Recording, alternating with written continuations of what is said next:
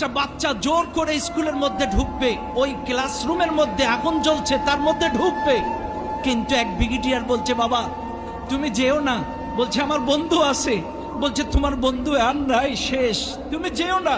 কিন্তু ছেলেটা শুনছে না, ছেলেটা কিন্তু সুস্থ, বাইরে আগে থেকে চলে এসছে, কিন্তু ওর বন্ধু স্কুলের ভেতরে।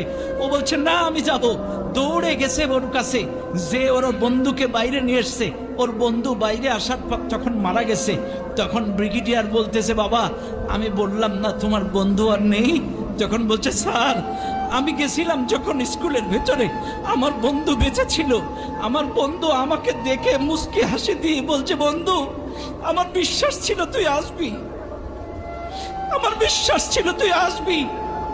এরপরে আমি যখন ওকে বাইরে বের করতে গেছি তখন আমার বন্ধু মারা গেছে।